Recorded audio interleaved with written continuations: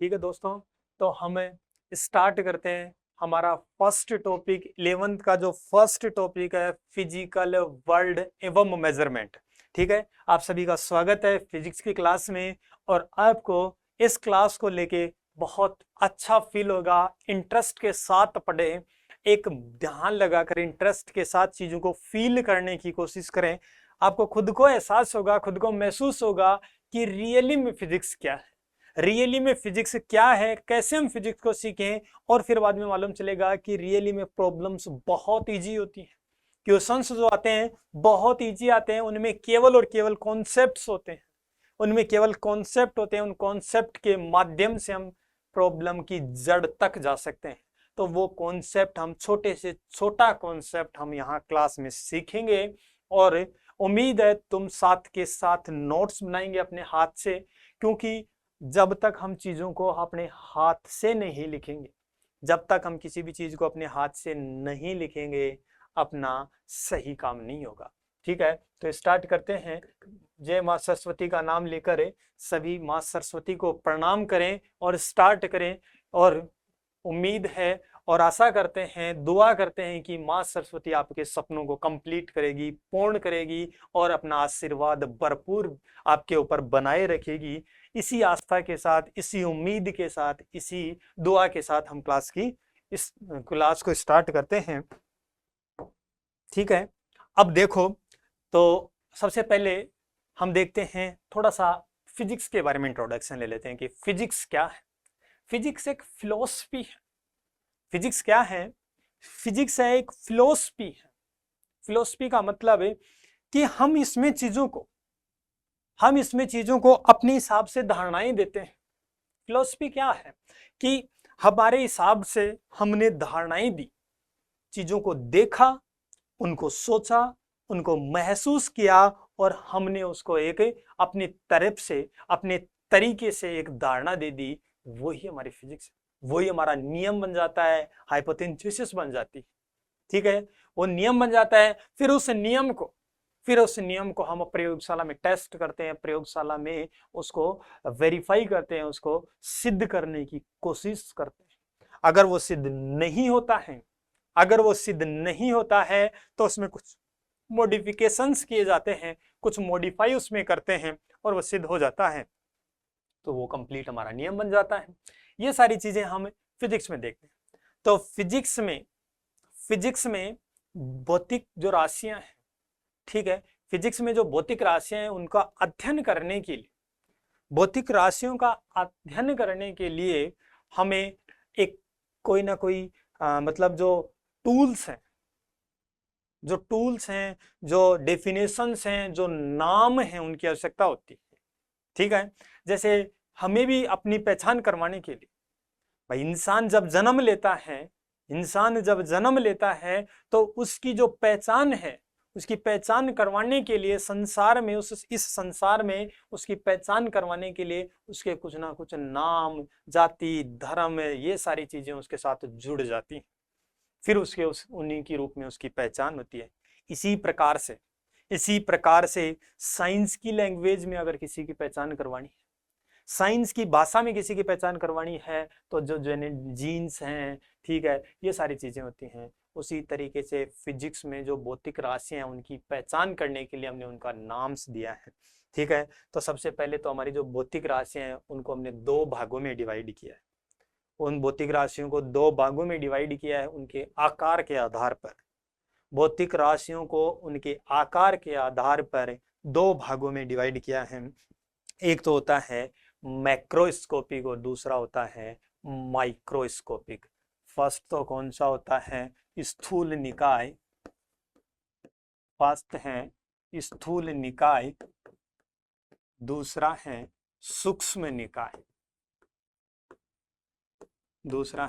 सूक्ष्म निकाय।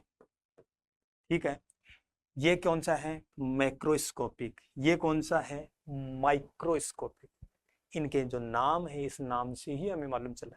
हालांकि यहाँ से कोई क्वेश्चन नहीं आएगा तुम्हारे एग्जाम में, लेकिन वही है ना कि चीजें सीखने के लिए सबसे पहले हमें उनके बारे में मालूम होना चाहिए। आगे हम वर्ड काम में लेंगे, आगे हम आगे आप देखोगे क्वेश्चंस में लिखा हुआ है सूक्ष्म निकाय, स्थूल निकाय, तो फिर बाद में हम समझ नहीं पाते हैं कि क्या है। ठीक है, तो हमारा जो मैक्रोस्कोपिक है कि इसमें जो प्रयोगशाला में या फिर जो हमारे आसपास प्रयोगशाला स्तर पर जो भी जितनी भी राशियां होती हैं, प्रयोगशाला का मतलब जैसे मान लो लैब में आप एक्सपेरिमेंट करते हो, लैब में आप जब भी एक्सपेरिमेंट करते हो उन एक्सपेरिमेंट्स में जो भी चीजें होती हैं उनको जब से तुम जिन चीजों को देख सकते हो, महसूस कर सकते हो, उन सब को हम वो सारे के सारे किस श्रेणी में आते हैं, स्थूल निकाय की श्रेणी में आते हैं। अब आता है हमारा दूसरा सूक्ष्म निकाय। ऐसे निकाय जिनको हमें अपनी आंखों से देख नहीं सकते, अर्थात जो जिनका प्रभाव क्षेत्र परमाणु के अंदर परमाणुवीय स्तर का और नाभिकीय स्तर का होता है, अर्थात जिनका जो प्रभाव स्तर होता है परमाणुवीय स्तर और नाभिकीय स्तर का होता है, उन सब चीजों को हम किस श्रेणी में रखते हैं, सूक्ष्म निकाय की श्रेणी में रखते हैं। क्योंकि एक परमाणु होता है, उस परमाणु की जो साइज होती है वो इतनी छोटी होती है, 10⁻10 मीटर की कोटि की। एक परमाणु है, परमाणु की जो साइज होती है वो 10⁻10 मीटर की कोटि की होती है। ये दोनों हो गए। अब आगे हमें ये थोड़ा सा इंट्रोडक्शन था जो जरूरी था देना, मतलब चीजें हमें आनी चाहिए। ठीक है, आगे हम स्टार्ट करते हैं अब जो मेन चीज है वो। ठीक है, अब हेडिंग दे लो सब के सब प्रकृति के मूल बल, फंडामेंटल फोर्सेज ऑफ नेचर।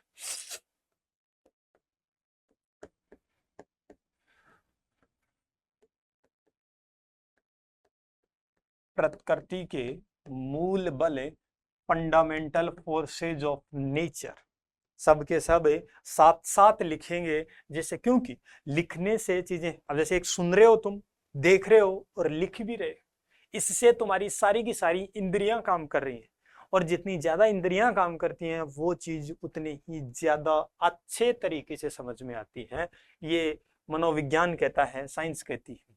ठीक है, अब प्रकृति के मूल बलों में हम देखते हैं 4 प्रकार के बल हम देखते हैं।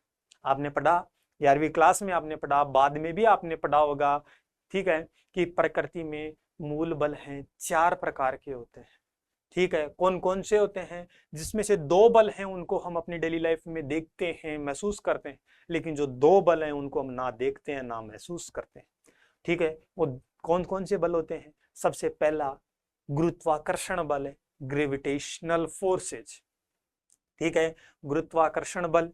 दूसरा दुर्बल बल। तीसरा विद्युत चुंबकीय बल, इलेक्ट्रोमैग्नेटिक फोर्स। और चौथा स्ट्रॉन्ग फोर्स है प्रबल बल। ठीक है, तो एक एक करके लिखते हैं हमें। सबसे पहला गुरुत्वाकर्षण बल।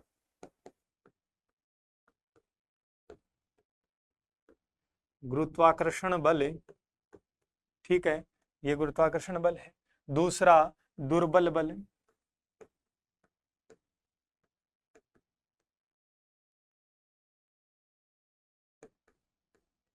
दुर्बल बल,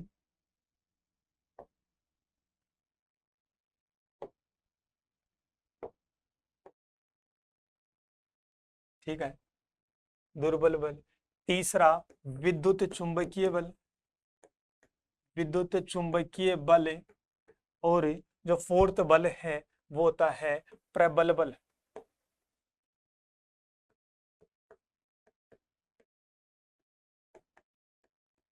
प्रबल बल, ठीक है, ये हमारे 4 जो फंडामेंटल फोर्सेज हैं, प्रकृति के जो मूल बल हैं, 4 प्रकार के होते हैं, चारों प्रकार के आपके सामने हैं। सबसे पहला गुरुत्वाकर्षण बल, दूसरा दुर्बल बल, तीसरा विद्युत चुंबकीय बल, और जो चौथा है वो होता है प्रबल बल।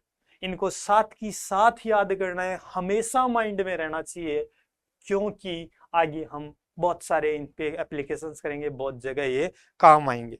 ठीक है, अब सबसे पहले कि जो हमारा गुरुत्वाकर्षण बल है, जो हमारा गुरुत्वाकर्षण बल है, वो गुरुत्वाकर्षण बल कैसे लगता है, किसके कारण लगता है। भाई ठीक है, नाम सबको मालूम है, लेकिन हमारा मकसद है वो है कि इनमें क्या क्या चीजें होती हैं। ये 4 प्रकार के, क्योंकि चारों को अलग अलग क्यों रखा भाई, चारों ही बल हैं, चारों ही फोर्सेज हैं, तो चारों को फोर्स ही क्यों नहीं बोल दिया, एक बल ही क्यों नहीं बोल दिया। इनको 4 प्रकार क्यों दिए गए, ठीक है। तो इस वजह से सबसे पहला है गुरुत्वाकर्षण बल, ठीक है। ये किसके कारण लगता है, द्रव्यमान के कारण लगता है। ये द्रव्यमान के कारण, द्रव्यमान के कारण लगता है। तो अब देखो डिस्टिंग्विश हो गया कि नहीं हो गया, इसमें विभेद हो गया कि नहीं हो गया, कि गुरुत्वाकर्षण बल किसके ऊपर लगता है, द्रव्यमानों के ऊपर लगता है, ठीक है।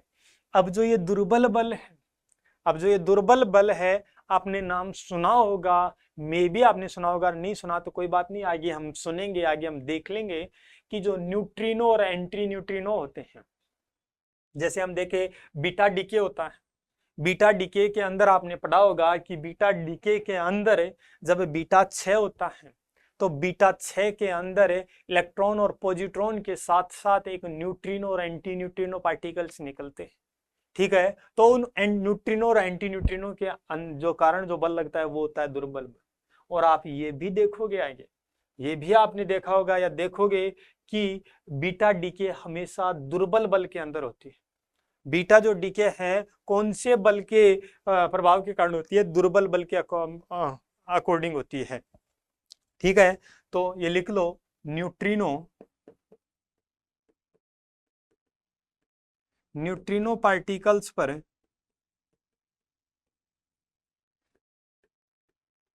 न्यूट्रिनो पार्टिकल्स पर लगता है, ठीक है। अब विद्युत चुंबकीय बल सब जानते हो, विद्युत चुंबकीय बल सब जानते हैं हमें कि विद्युत चुंबकीय बल किसके ऊपर लगता है, आवेशित कणों के ऊपर लगता है। विद्युत चुंबकीय जो बल है वो आवेशित कणों पर लगता है,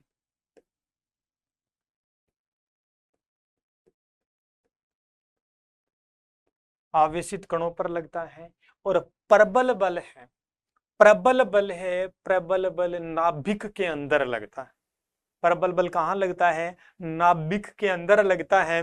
अर्थात नाभिक के अंदर क्या क्या होते हैं, सब जानते हैं हमें कि नाभिक के अंदर न्यूक्लियस के अंदर न्यूट्रॉन और प्रोटॉन्स होते हैं, नाभिक के अंदर न्यूट्रॉन और प्रोटॉन्स होते हैं।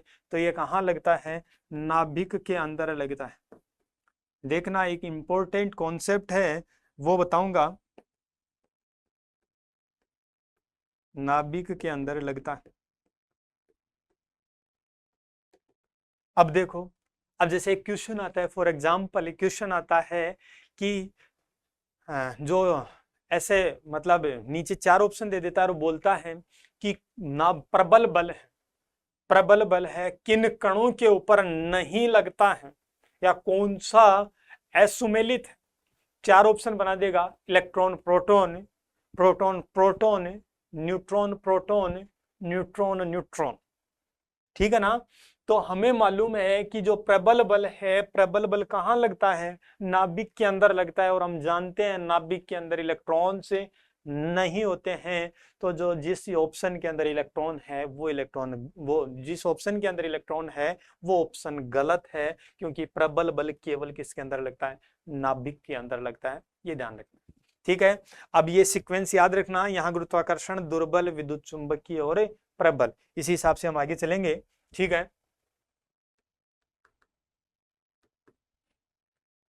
तो फर्स्ट, सेकंड, थर्ड और फोर्थ आप आगे अपनी कॉपी में कंटिन्यू लिखते रहना, ठीक है। अब सबसे पहले इसका फॉर्मूला, गुरुत्वाकर्षण बल है उसका formula Gm1m2 upon are square. इसकी कोई जो अपना दुर्बल बल है इसकी कोई स्पेशल फॉर्म नहीं होती है ये, ठीक है। अब जो हमारा जो विद्युत चुंबकीय बल, विद्युत चुंबकीय बल है, सब जानते हैं विद्युत चुंबकीय बल को कूलाम्ब फोर्स से दिया जाता है, कूलाम्ब बल से दिया जाता है। और कूलाम्ब बल की वैल्यू क्या होती है, K Q1 upon are square, ठीक है। ये रिपल्सिव और अट्रैक्टिव दोनों हो सकता है। हम जानते हैं कि कूलाम्ब बल है अट्रैक्टिव, मतलब अट्रैक्टिव और रिपल्सिव दोनों हो सकता है, आकर्षित आकर्षित और प्रतिकर्षी दोनों प्रकार का हो सकता है। वो डिपेंड करता है इन दोनों आवेशों पर। आवेश अगर समान प्रकृति के, आवेश अगर समान प्रकृति के हैं तो ये जो बल है वो कैसा होगा, प्रतिकर्षित हो, और आवेश अगर विपरीत प्रकृति के हैं तो ये बल है वो कैसा होगा, आकर्षित होगा। ठीक है, ये फॉर्मूला इसका, इसकी भी कोई स्पेशल फॉर्म नहीं होती है। हालांकि जो प्रबल फोर्स होता है, जो स्ट्रॉन्ग फोर्स है, उसकी इक्वेशन होती है, उसकी इक्वेशन होती है B upon R plus F is a function of R, लेकिन वो हमारे काम की नहीं है, वो बहुत एडवांस है। जो फिजिक्स से एमएससी करेंगे वो सब चीजें सीखेंगे, यहाँ पर तो हमें नहीं है। तीसरा जो टॉपिक है, तीसरा जो टॉपिक है, तीसरा है, हम देखते हैं रेंज, कि ये जो बल हैं इन बलों की परास क्या होती है। ये जो बल हैं इन बलों की परास क्या होती है, तो इन बलों की परास है, जो हम जानते हैं कि गुरुत्वाकर्षण बल है, जो हम जानते हैं कि गुरुत्वाकर्षण बल है, वो जो ब्रह्मांड में कण है, ब्रह्मांड में जो भी कण है, ब्रह्मांड में जो भी जैसे प्लेनेट्स हैं, जैसे सूर्य है, चंद्रमा है, पृथ्वी है, इन सब के मध्य कौन सा बल लगता है, गुरुत्वाकर्षण बल लगता है। तो हमें खुद हम ये महसूस हो जाना चाहिए, हमें खुद ये चीज मालूम है कि ये देखो, जैसे पृथ्वी और चंद्रमा के बीच में कौन सा बल लगता है, गुरुत्वाकर्षण बल लगता है। पृथ्वी और चंद्रमा एक दूसरे से निश्चित कक्षा में गति कर रहे हैं, ठीक है। जो जैसे चंद्रमा है, जो पृथ्वी की जो निश्चित कक्षा में गति कर रहा है, किस बल के कारण कर रहा है, हम जानते हैं कौन से बल के कारण कर रहा है, ठीक है। तो वो द्रव्यमानों के ऊपर लगता है गुरुत्वाकर्षण बल, हमेशा आकर्षित प्रकार का होता है, हमेशा आकर्षण टाइप का होता है। तो हम देखते हैं कि जैसे पृथ्वी और चंद्रमा बहुत अधिक दूरी पर है कि नहीं है, तो अर्थात इसकी जो प्रास है वो क्या होती है, अनंत होती है, इनफाइनाइट होती है, ठीक है। दुर्बल बल है न्यूट्रिनो और एंटी न्यूट्रिनो और इन पार्टिकल्स के ऊपर लगता है। दुर्बल बल है न्यूट्रिनो और एंटी न्यूट्रिनो कणों पर लगता है। तो इसकी जो प्रास है 10 की पावर -16 मीटर से 10 की पावर -18 मीटर तक, एक साथ ही लिख देता हूं, 10 की पावर -16 मीटर से 10 की पावर -18 मीटर तक लगता है। विद्युत चुंबकीय बल है, ये भी हम जानते हैं कि ये इनकी जो प्रास होती है, इसकी प्रास भी क्या होती है, इनफाइनाइट होती है। दो कण अगर कितनी दूरी पर रखे हैं, बहुत अधिक दूरी पर भी रखे हुए होते हैं, तो भी उनके बीच में क्या लगता है, ईएम फोर्स लगता है, इलेक्ट्रोमैग्नेटिक फोर्स लगता है। अब आपको मालूम है, आपको मालूम है कि जो प्रबल बल है, जो प्रबल बल है, वो प्रबल बल कहाँ लगता है, नाभिक के अंदर लगता है। और आपको सबको मालूम है नाभिक की साइज कितनी होती है, नाभिक की जो साइज है वो कितनी होती है, 10 की पावर -15 मीटर के ऑर्डर की होती है। कई जगह आपको 10 की पावर -14 टू 10 की पावर -15 मीटर भी मिलेगा, ठीक है। तो ऑर्डर अप्रोक्सीमेटली ये ऑर्डर होते हैं, ये कोई एग्जैक्ट वैल्यू नहीं है, क्योंकि थोड़े दिन बाद में आप देखोगे कि नाभिक की जो भी साइज है, नाभिक को हम जैसे गोल कंसिडर करते हैं, स्पेरिकल कंसिडर करते हैं, लेकिन रियली में कंप्लीट स्पेरिकल नहीं होता है, रियली में कंप्लीट स्पेरिकल नहीं होता है वो, उसमें कुछ ना कुछ क्या होता है, डेविएशन होता है उसकी शेप में। तो वो चीजें हमारे काम की नहीं है, वो हमारी बात, ये होगी हमारी रेंज हो गई, ये तो हमारी क्या हुई, रेंज हो गई, ये हमारे क्या हो गए, फॉर्मूले हो गए, ठीक है। अब आपको मालूम है कि जो ये फोर्स है, हमारा जो भी गुरुत्वाकर्षण बल है, गुरुत्वाकर्षण बल के लिए माध्यम की आवश्यकता होती है कि नहीं होती है? गुरुत्वाकर्षण बल के लिए माध्यम की आवश्यकता नहीं होती, लिख दो, लिख दो, ये बात है, माध्यम की आवश्यकता नहीं, माध्यम की आवश्यकता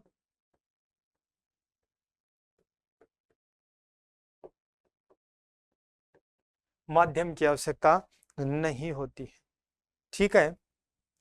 और ये बल है हमेशा आकर्षण प्रकृति का होता है, ये जो ईएम फोर्स है ये आकर्षण और प्रतिकर्षण दोनों होता है। और जो हमारा प्रबल बल है, जो हमारा स्ट्रॉन्ग फोर्स है, हमेशा आकर्षण प्रकृति का होता है। क्योंकि आप थोड़ा सा अगर सोचें, अगर थोड़ा सा अगर तुम खुद भी सोचो तो तुम खुद भी आइडिया लगा सकते हो,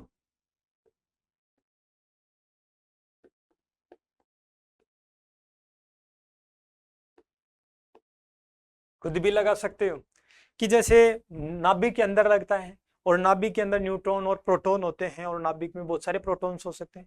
भाई जैसे हम आवर्त सारणी में आगे बढ़ते जाएंगे हमें मालूम है नंबर ऑफ प्रोटॉन्स और नंबर ऑफ न्यूट्रॉन्स बढ़ते रहेंगे। तो जब प्रोटॉनों की संख्या बढ़ रही है, जब प्रोटॉनों की संख्या बढ़ रही है, हमें यह मालूम है प्रोटॉन क्या है, एक आवेशित कण है। हमें मालूम है कि प्रोटॉन एक आवेशित कण है और प्रोटॉनों की संख्या लगातार बढ़ रही है। तो प्रोटॉनों की संख्या बढ़ने के कारण इनके मध्य क्या लगना चाहिए, कूलाम्ब प्रतिकर्षण बल लगना चाहिए। सही है कि नहीं है? क्योंकि हम जानते हैं कि जो कूलाम्ब बल है, हम जानते हैं कि जो विद्युत चुंबकीय बल है वो समान प्रकार के आवेशों के मध्य प्रतिकर्षी बल लगता है और असमान आवेशों के मध्य आकर्षी बल लगता है। तो जब ये प्रतिकर्षी बल लगेगा, जब ये बल प्रतिकर्षी लगेगा, लेकिन हम जानते हैं कि नाभिक क्या होता है, स्थायी होता है। नाभिक क्या होता है, स्थायी होता है। नाभिक के अंदर प्रोटॉन और न्यूट्रॉन हमेशा बंधे रहते हैं। तो ये चीज हमें ये बताती है कि जो प्रतिकर्षी बल लग रहा है, जो प्रोटॉन के मध्य जो प्रतिकर्षी बल लग रहा है, उससे भी एक स्ट्रॉन्ग फोर्स है, उससे भी एक प्रबल आकर्षण बल है जो लग रहा है, जो इन प्रोटॉन और न्यूट्रॉन को एक बहुत छोटी जगह के अंदर बांधे रख रहा है। उसी को बोलते हैं हमेशा और सॉरी स्ट्रॉन्ग फोर्स। और ये हमेशा क्या होता है, आकर्षण प्रकृति का होता है। और एक स्पेशल नोट दे के लिख लो, एक स्पेशल नोट दे के लिख लो कि जो हमारा ग्रेविटेशनल फोर्स है, जो हमारा वीक फोर्स है, इनकी स्ट्रेंथ है, वीक फोर्स है, और हमारा ईएम फोर्स है, ईएम फोर्स है, और इसे एक हमारा स्ट्रॉन्ग फोर्स है, हमारा स्ट्रॉन्ग फोर्स है। कि अगर हम इस स्ट्रॉन्ग फोर्स है उसको एक यूनिट माने, अगर हम स्ट्रॉन्ग फोर्स की यूनिट है एक माने, तो इसकी तुलना में ये कितना दुर्बल होगा, इसकी तुलना में ये कितना दुर्बल होगा, और इसकी तुलना में ये कितना दुर्बल होगा, ये हमें देखना है। अगर हमारा स्ट्रॉन्ग फोर्स की जो स्ट्रेंथ है, हमारे जो स्ट्रॉन्ग फोर्स की ये स्ट्रेंथ का ऑर्डर है,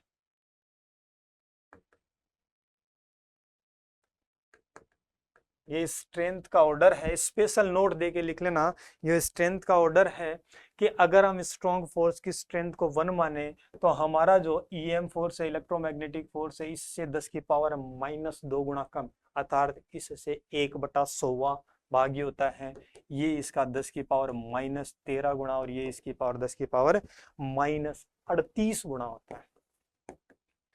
तो ये तुम्हें आइडिया लग रहा है, तुम्हें ये आइडिया लग रहा होगा कि हमारा जो ग्रेविटेशनल फोर्स है वो हमारे स्ट्रॉन्ग फोर्स की तुलना में 10 की पावर -38 गुना होता है।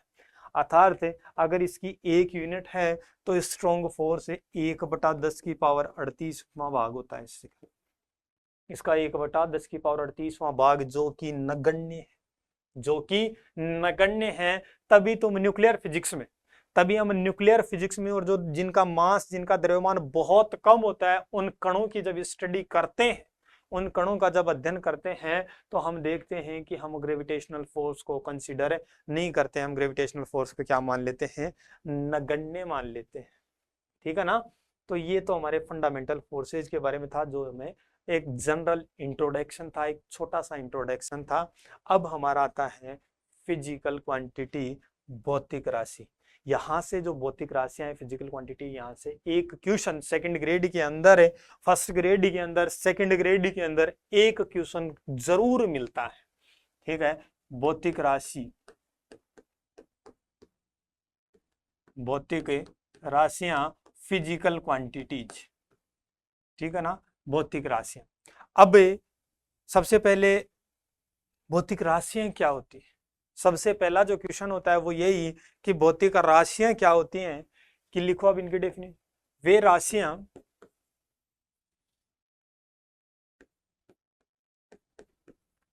राशियां जिनको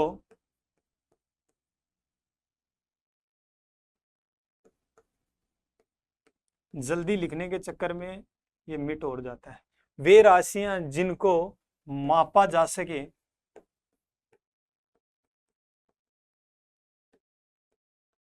अर्थात वे फिजिकल क्वांटिटीज, वे भौतिक राशियां, वे राशियां होती हैं, भौतिक राशियां वे राशियां होती हैं जिनको मापा जा सके और नियमों के द्वारा, और जो जो भी नियम हम जानते हैं, भौतिकी के जो नियम है उन नियमों के माध्यम से व्युत्पन्न कर सके, जिन भौतिक राशियों को माप सके और भौतिकी के नियमों के माध्यम से व्युत्पन्न कर सकें, और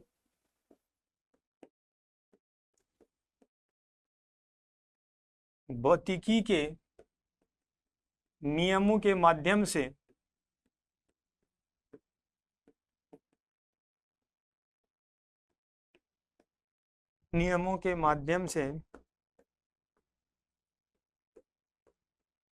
व्युत्पन्न कर सकें भौतिक राशियां कहलाती हैं।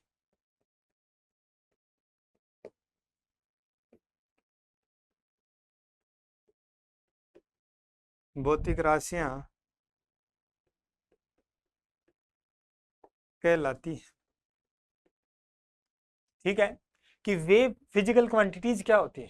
फिजिकल क्वांटिटीज वे क्वांटिटीज जिनको हम मेजर कर सकें और जो हमारे फिजिक्स को जो लॉज है, फिजिक्स के जो नियम हैं, उन लॉज के माध्यम से, उन नियमों के माध्यम से उनको ड्राइव कर सकें, इस प्रकार की क्वांटिटीज को हम क्या कहते हैं? भौतिक राशियां कहते हैं। जैसे एग्जाम्पल से, जैसे हो गया लंबाई, हो गया द्रव्यमान, हो गया बल, हो गया।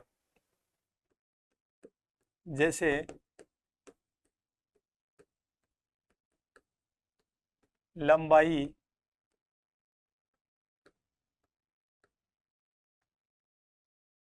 द्रव्यमान,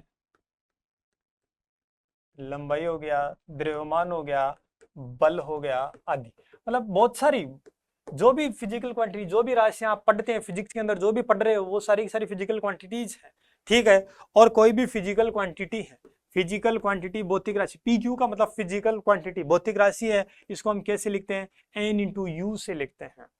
कोई भी भौतिक राशि है उसको लिखने का ये तरीका है, कोई भी भौतिक राशि है उस भौतिक राशि को लिखने का ये तरीका है एन इंटू यू। अब एन का मतलब क्या है? उसकी न्यूमेरिकल वैल्यू। एन का मतलब क्या है? उसकी आंकिक मान।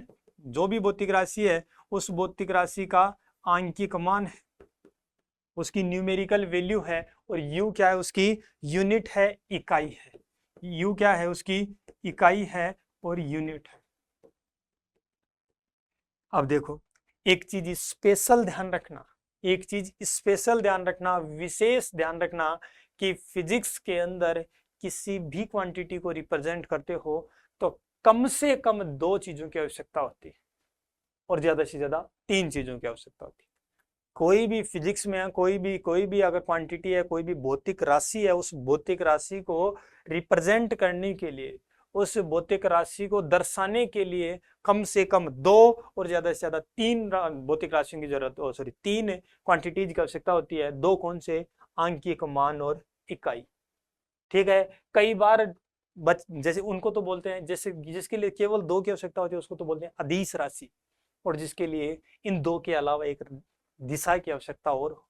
किसी भौतिक राशि को दर्शाने के लिए आंकिक मान, इकाई के साथ साथ अगर दिशा की भी आवश्यकता हो, उस राशि को बोलते हैं हमें सदिश राशि। तो ये सब चीजें आपको, ये छोटी चीजें हैं जो आप सबको आती हैं, लेकिन ध्यान रखना है। ठीक है, अब स्पेशल क्या ध्यान रखना है? कई बार आप क्या करते हो? आंसर निकाल देते हो और आंसर के आगे यूनिट नहीं लिखते हो। जैसे मान लो आप वेलोसिटी निकाल रहे हो, आपको क्वेश्चन दिया गया है वेलोसिटी निकाल रहे हो, वेलोसिटी निकाल के आपकी जो वेलोसिटी आ गई, कितनी आ गई? 10 आ गई, आपने 10 लिख दिया। अब ये आंसर आपका गलत है। गलत कैसे है सर? हमने सही आंसर निकाला है, 10 वैल्यू आई है इसकी, हमने 10 निकाला है, फिर ये गलत कैसे हुआ? क्योंकि फिजिक्स में 10 का कोई महत्व नहीं है। जब तक इस 10 के आगे आप यूनिट नहीं लिखोगे तब तक ही इसकी इनफाइनाइट वैल्यूज है, इनफाइनाइट चीजें हैं, ये अनंत मान हो सकते हैं इसके। जैसे 10 मीटर भी हो सकता है, 10 सेंटीमीटर भी हो सकता है, 10 मीटर पर सेकंड भी हो सकता है, मीटर पर सेकंड स्क्वायर भी हो सकता है, न्यूटन भी हो सकता है, केजी भी हो सकता है, ग्राम भी हो सकता है, सेकंड भी हो सकता है, ओवर भी हो सकता है, ये सब चीजें। तो 10 मीटर पर सेकंड लिख दिया आपने, इसका मतलब ये क्या है, वेलोसिटी है। आपने जो निकाला है वो वेलोसिटी निकाली है, ये चीज ध्यान रखना। तो कोई भी भौतिक राशि है, फिजिकल क्वांटिटी है, उस फिजिकल क्वांटिटी को रिप्रेजेंट करने का तरीका क्या है, n इंटू यू, उसकी न्यूमेरिकल वैल्यू और उसकी यूनिट। जैसे एग्जांपल है, जैसे मान लो 10 kg, मान लो द्रव्यमान को लिख रहे हो आप, एग्जाम्पल के तौर पर आप मान लो द्रव्यमान को लिख रहे हो, तो द्रव्यमान को लिखने के लिए क्या होगा, 10 kg, तो उसका आंकिक मान कितना हो गया, 10 हो गया, उसकी जो न्यूमेरिकल वैल्यू है वो 10 होगी, kg उसकी यूनिट हो गई। ये उस फिजिकल क्वांटिटी को रिप्रेजेंट करने का तरीका है। अब आगे हम पढ़ेंगे भौतिक राशियों के प्रकार। ठीक है, भौतिक राशि देख ली हमने कि भौतिक राशि क्या होती है और उसको कैसे हम लिखते हैं। अब देखो भौतिक राशियों के प्रकार, टाइप्स ऑफ फिजिकल क्वांटिटी। ये इंपॉर्टेंट टॉपिक है, छोटी छोटी चीजें हैं जो आपको ऐसा लग सकता है कि ये हमें आती हैं, और लेकिन फिर भी आप देखोगे कि क्वेश्चन इनमें गलत करके बैठ जाओगे। आपको ऐसा लगता है कि ये चीजें हमें आती हैं, लेकिन रियल बात ऐसी होती है कि एग्जाम का जो प्रेशर और एग्जाम हॉल में बहुत छोटी चीज को हम गलत कर देते हैं, क्योंकि हमने उस चीज को हल्के में लिया। ठीक है ना, तो कंप्लीट चीजें देखनी है, वीडियो को कंप्लीट देखना है, ऐसे नहीं कि बहुत फास्ट करके देख लिया, उसको जैसे 2 की स्पीड में देख लिया, 2x की स्पीड में, 1.5x की स्पीड में। कभी ये गलती मत करना जी। मतलब हमेशा मन करेगा कि मैं फास्ट फास्ट ले लूं, लेकिन ना, हमेशा वीडियो को इस वीडियो के हिसाब से ही देख, ऐसे फील करना जैसे हम ऑफलाइन क्लास में बैठे हैं, कंप्लीट प्रॉपर नोट्स लिखना। कभी दिमाग में ये मत सोचना कि ये तो मेरे को आता है, इसको मैं नहीं लिखता हूँ, क्योंकि वो चीज उस टाइम आती है। देखो कोई भी प्रॉब्लम इतनी हार्ड नहीं होती, आंसर बताने के बाद में सारी प्रॉब्लम इजी लगती है, और कई बार एक छोटी सी प्रॉब्लम ऐसी फंस जाती है एग्जाम में कि वो बहुत छोटी होती है, जो छोटे से बच्चे को भी आती है, लेकिन एग्जाम में याद नहीं आई, तो वो प्रॉब्लम सबसे बड़ी प्रॉब्लम हो जाती है। तो इस वजह से, और ये तभी होता है, ये तब ही होता है क्योंकि मैंने ये स्टूडेंट्स के साथ देखा है, मतलब हमारे साथ वाले भी हैं जो मैंने पढ़ा दिया खूब स्टूडेंट्स को, उन्हीं स्टूडेंट्स के साथ भी देखा है। कई बार चीजों को हम हल्के में ले लेते हैं और जो इजी क्वेश्चन होते हैं वो गलत कर आते हैं। सिलेक्शन तब होता है जब इजी क्वेश्चन सही हो, हार्ड क्वेश्चन किसी से नहीं होंगे, हार्ड क्वेश्चन करने का टाइम भी नहीं है, हो भी जाए तो वहाँ टाइम ही नहीं है, क्योंकि 150 क्वेश्चन करने हैं आपको, 3 घंटे में 150 क्वेश्चन करने हैं, और उनकी मार भी भरनी है। तो एक क्वेश्चन के लिए 1 मिनट मिल रहा है, तो 1 मिनट में क्वेश्चन करने वाला होना चाहिए। उसके लिए आवश्यक है कि इजी क्वेश्चन गलत नहीं होना चाहिए। इजी क्वेश्चन अगर आपका गलत होता है तो आप कंपटीशन से बाहर होते हैं। ठीक है ना, तो हर एक चीज को हिसाब से पढ़ना है। भौतिक राशियों के प्रकार, टाइप्स ऑफ फिजिकल क्वांटिटी। ठीक है, अब भौतिक राशि है, भौतिक राशि है कितने टाइप की होती है सब जानते हो। भौतिक राशि है 3 प्रकार की होती है। भौतिक राशि है वो 3 प्रकार की होती हैं। 3 कौन कौन सी, एक मूलभूत, जो मूलभूत है फंडामेंटल भौतिक राशियां, मूलभूत भौतिक राशियां। दूसरी व्युत्पन्न राशियां, मूलभूत राशियां, व्युत्पन्न राशियां, और तीसरी पूरक राशियां।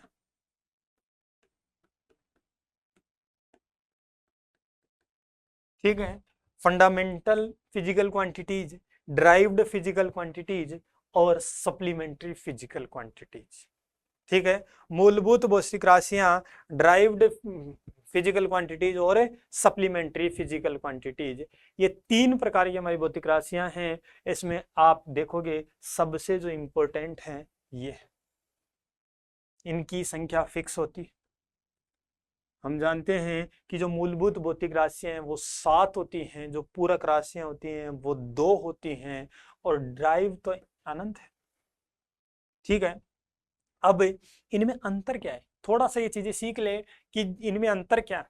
ठीक है, तो सबसे पहले जो मूलभूत है, मूलभूत राशियां हैं, इनका मतलब देखो इसके वर्ड में ही है कि मूलभूत, कि हम खुद मूल हैं, हम खुद अपना मूल है, हमें किसी दूसरे की आवश्यकता नहीं है।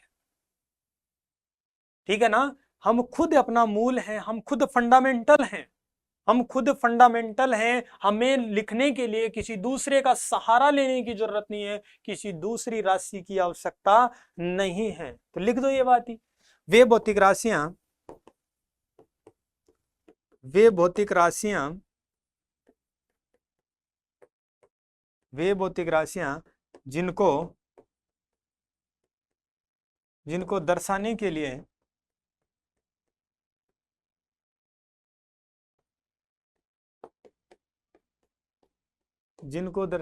लिए किसी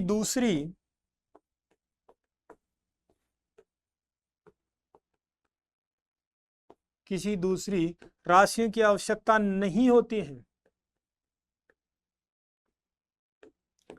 राशियों की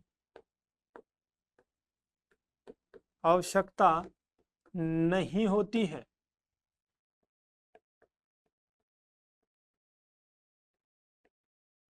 वे भौतिक राशियां जिनको दर्शाने के लिए किसी दूसरी भौतिक राशियों की आवश्यकता नहीं होती है, अन्य का सहारा नहीं लेना पड़ता है। लिख लो, ये 7 प्रकार की होती है। मूलभूत भौतिक राशियां हैं वो कितने टाइप की होती हैं? 7 प्रकार की होती हैं, और वो 7 प्रकार लिखेंगे। लिख लो सीरियल नंबर, ठीक है, भौतिक राशि और मात्रक और प्रतीक। सीरियल नंबर हो गया, भौतिक राशि, ये याद रखनी है आपको, ये पूरी यही काम आएगी, इसी पे क्वेश्चन आएगा। भौतिक राशि, मैं आगे बताऊंगा क्वेश्चन किस टाइप से आएगा। भौतिक राशि, मात्रक, फिजिक्स में मात्रक का सबसे ज्यादा महत्व है, मालूम रखना, मात्रक और विमा। मात्रक वो काम करता है जैसे मात्रक ही पहचान है, मात्रक ही पहचान है। कैसे? जैसे मान लो आपका नाम है, फॉर एग्जाम्पल आपका नाम है, आपके नाम के बहुत सारे लोग होते हैं, लेकिन आपके नाम के आगे सरनेम लग जाता है तो आप एक यूनिक पर्सन बन जाते हैं। तो नाम के आगे जो सरनेम लगता है, नाम के आगे जो सरनेम है, वो जो सरनेम काम करता है, सरनेम से हमारी पहचान होती है, नाम के साथ जो सरनेम होता है उससे हमारी पहचान होती है। उसी प्रकार से भौतिक राशि है, भौतिक राशि का अगर यूनिट जो मात्रक लगा दें तो उसकी पहचान हो गई। जैसे लंबाई वाली राशि है, इस लंबाई को बताएगी, ये वेग को बताएगी, ये समय को बताएगी, ये बल को बताएगी, ये सब चीजें, ठीक है। तो लिखो, सबसे पहले फर्स्ट जो नाम लिया वही लिख दो, लंबाई। लंबाई का मात्रक क्या होता है? लंबाई का जो मात्रक है हम किस में लेते हैं? मीटर में लेते हैं जनरली। MKS यूनिट की बात कर रहे हैं, मीटर है, और इसको किससे लिखते हैं? स्मॉल m से लिखते हैं। दूसरी भौतिक राशि कौन सी है? दूसरी जो मूलभूत राशि है वो कौन सी है? द्रव्यमान। द्रव्यमान, ठीक है। द्रव्यमान का जो मात्रक है वो क्या होता है? किलोग्राम। किलोग्राम। इसका जो प्रतीक है वो क्या होता है? केजी। आगे देखेंगे हम कि ये तो मूलभूत पढ़ रहे हैं। व्युत्पन्न राशियां देखोगे, व्युत्पन्न राशियां कंप्लीट जितनी भी व्युत्पन्न राशियां हैं सारी की सारी इन फंडामेंटल जो राशि से, फंडामेंटल जो भौतिक राशि है, फिजिकल क्वांटिटीज है, उनसे मिलकर बनी हुई होती है। ये मूलभूत है, इनमें किसी की आवश्यकता नहीं है। तीसरा समय। समय का मात्रक क्या होता है? सेकंड। सेकंड है, और इसको किससे लिख, इसका जो प्रतीक होता है वो क्या होता है? सेकंड होता है। तीसरा तापमान, चौथा तापमान। 7 ऐसी राशियां लिखेंगे जिनसे मिलकर सारी राशियां बनी है। जो भी आप देखोगे फिजिक्स में या फिर आप अपनी लाइफ में, जब तक आप लाइफ में चीजें पढ़ोगे तब तक जो भी राशि देखोगे वो सारी की सारी इन 7 से मिलकर बनी हुई होती है, ठीक है। तापमान, तापमान का मात्रक क्या होता है? केल्विन, ठीक है। इसका प्रतीक क्या है? केल्विन। ये कितनी हो गई? 4, ठीक है। पांचवी देखो,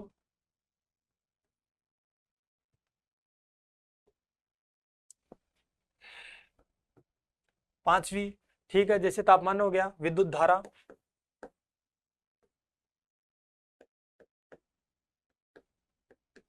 विद्युत धारा, विद्युत धारा का जो मात्रक है वो क्या होता है? एम्पियर। एम्पियर। इसका प्रतीक क्या होता है? एम्पियर का प्रतीक है एम्पियर, ठीक है। छठा है पदार्थ की मात्रा। देखो केमिस्ट्री का भी काम आ गया, ऐसे नहीं है कि ये फिजिक्स ही है, केमिस्ट्री की चीजों को भी दर्शाने के लिए इतनी चीजों की आवश्यकता होती है। पदार्थ की मात्रा, पदार्थ की मात्रा है इसको किस में दर्शाते हो? मोल में। ठीक है, इसका प्रतीक क्या होता है? MOL। ठीक है, अब ल्यूमिनस इंटेंसिटी जो सातवीं जो क्वांटिटी होती है, खैर इसकी आवश्यकता तुम्हें पड़ेगी नहीं, ये कहीं काम नहीं आएगी तुम्हारे, लेकिन है फंडामेंटल।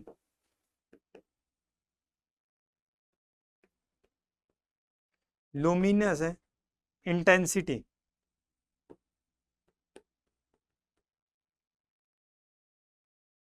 लुमिनस इंटेंसिटी, और इसका जो मात्रक है वो जो कैंडेला, और इसको हमें CD से दर्शाते हैं, इसको हमें स्मॉल जो CD है, कैंडेला है, इससे दर्शाते हैं। यह हमारी 7 फिजिकल क्वांटिटीज जो मूलभूत राशियां, भौतिक राशियां थी वो थी। इन मूलभूत भौतिक राशियों को तुम्हें याद रखना है। ठीक है, अब इसके आगे आता है व्युत्पन्न। व्युत्पन्न तो आगे हम देखेंगे, व्युत्पन्न तो करेंगे ही। जैसे मान लो आयतन है, फॉर एग्जाम्पल अगर हम बात करें आयतन है, आयतन है, आयतन क्या होता है? मीटर क्यूब होता है। ठीक है, मीटर क्यूब है, तो मीटर क्यूब किससे मिला है? जो फंडामेंटल क्वांटिटी जो लेंथ की है, मीटर है, उसके क्यूब से मिलकर बना है, जैसे मीटर क्यूब। ठीक है, दूसरा लिखो पूरक राशियां। हमारी जो भौतिक राशियां हैं उसमें जो हमारी कौन सी है? पूरक राशियां।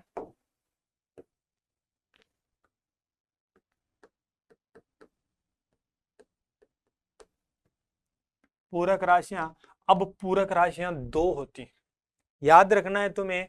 पूरक राशियां कितनी होती है? दो होती हैं। फर्स्ट तो समतल कोण है,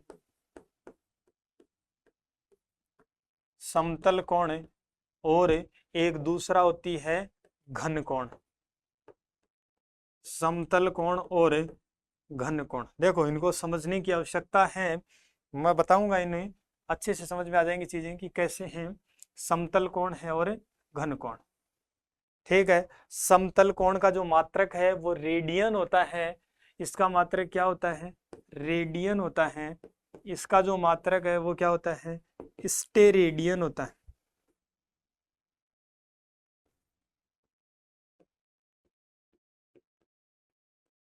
घन कोण है, इसका जो मात्रक है वो स्टेरेडियन होता है। इसको RAD रेडियन से लिखते हैं, इसको SR स्टेरेडियन से लिखते हैं। देखो सबसे पहले हमारा समतल एंगल, जो हमारा जो समतल कोण होता है, जैसे आप जैसे मान लो ये चाप है, ठीक है, ये रेडियस है, तो ये हो गया थीटा, ये एंगल है थीटा, इसी को बोलते हैं समतल एंगल। अर्थात ये जो एंगल है एक समतल के अंदर बना है, 2D के अंदर बना है। ये समतल एंगल है वो किसमें बना है? 2D के अंदर बना है। तो यहाँ से थीटा इक्वल टू क्या होता है? सब जानते हैं आप, थीटा इक्वल टू क्या होगा? चाप अपॉन त्रिज्या। इसका चाप देखो, ये चाप हुआ, ठीक है, जैसे आप देख रहे हो कि ये इसका क्या हुआ? चाप हो गया, ये इसकी क्या होगी? त्रिज्या होगी। तो थीटा की जो वैल्यू है, रेडियन है, जो समतल कोण जो रेडियन है उसकी वैल्यू क्या होगी? चाप अपॉन त्रिज्या। मैथमेटिक्स में हम पढ़ते हैं, मैथमेटिक्स में हम पढ़ते हैं कि ताप चाप अपॉन त्रिज्या क्या होता है? हमारा कोण होता है। यही हमारा समतल कोण है। अर्थात कोई भी 2D के अंदर दो डायमेंशंस हैं, दो डायमेंशन के अंदर जो एंगल बनता है वो क्या होता है? चाप अपॉन त्रिज्या, और ये बन गया ये थीटा है, 2D में होता है। अब ये क्या होता है? ये तुम्हारे लिए एक नया है जो घन कोण है, जो इसका मात्रक स्टेरेडियन होता है, जिसको SR से तुम रिप्रेजेंट करते हो। तो ये घन कोण क्या होता है?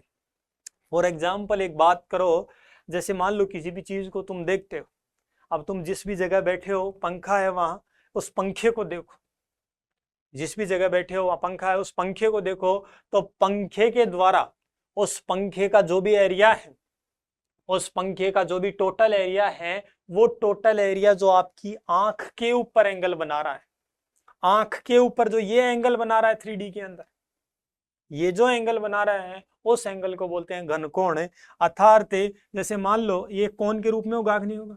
भाई ये तुम्हारी क्या है? आंख है, ये तुम्हारी आंख है, किसी भी चीज को देखोगे तुम तो ऐसे ये चीज है, ये पंखा है, फॉर एग्जाम्पल बात करें, इस पंखे को देख रहे हो तुम, इस आंख से देख रहे हो, इस पंखे को इस आंख से देख रहे हो, तो आंख के ऊपर ये एंगल बन रहा है कि नहीं बन रहा है? ये एंगल बन रहा है। ये जैसे मान लो तुम इस चीज को देख रहे हो, तो इस पॉइंट के ऊपर, जैसे ये कोण हो गया, ये कोण हो गया। तो इस कोण के माध्यम से ये जो एंगल बना, ये जो एंगल बन रहा है, इस एंगल को बोलते हैं हम घनकोण। ये जो एंगल बना, ये ऐसे वाला एंगल नहीं, जैसे मान लो एक ये एंगल होता है, ये एंगल नहीं, ये तो समतल हो गया। ये जो एंगल है ये तो समतल एंगल हो गया। अब तुम्हें थोड़ा सा 3D में एज्यूम करना है, इस टाइप से, इस टाइप से ऐसे 3D में एज्यूम करता है। ऐसे ही तो दिखेगा, पंखे को देखोगे तो आंख पर ये एंगल बनेगा। तो ये जो 3D में एंगल बन रहा है, इसको बोलते हैं स्टेरेडियन, इसको बोलते हैं घनकोण। और इसकी वैल्यू क्या होती है, DA/r²। DA क्या है, DA क्या है, इसको लिखते हैं डी ओमेगा से। इसको किससे लिखते हैं, डी ओमेगा से। DA क्या है, जिस भी क्वांटिटी को तुम देख रहे हो उसका एरिया, जैसे पंखा है तो पंखे का नीचे वाला एरिया वागनी जिसको तुम देख रहे हो, ठीक है। r² ये दूरी, r² ये दूरी, और DA ये इसका एरिया। ये एरिया कौन कितना है, DA है, ये डिस्टेंस r, कि आंख से जिस सरफेस को आप देख रहे हो उसकी दूरी, ये देख लो।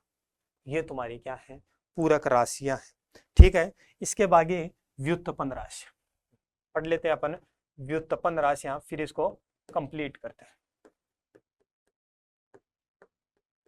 फिर आगे आता है हमारा व्युत्पन्न राशि, अर्थात वे राशियां जो मूलभूत राशियों से मिलकर बनी होती है। व्युत्पन्न राशियां क्या होती हैं, वे राशियां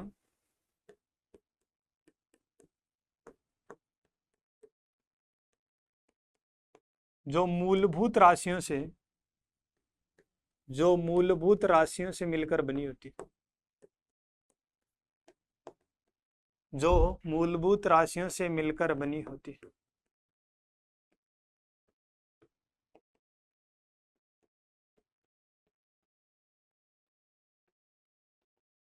जो मूलभूत राशियों से मिलकर बनी होती हैं, जैसे वेग, जैसे एग्जाम्पल के थ्रू हम बात करें, एग्जाम्पल के तौर पर अगर हम बात करें वेग, तो वेग किससे मिलकर बना है, वेग क्या होता है, विस्थापन अपॉन समय।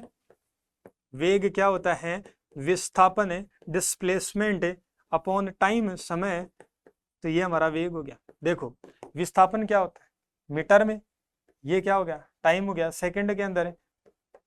तो देखो दो मूलभूत राशियां हैं या नहीं, आप देखोगे वेग एक व्युत्पन्न राशि है, क्योंकि ये राशि दो मूलभूत राशियों से मिलकर बनी है।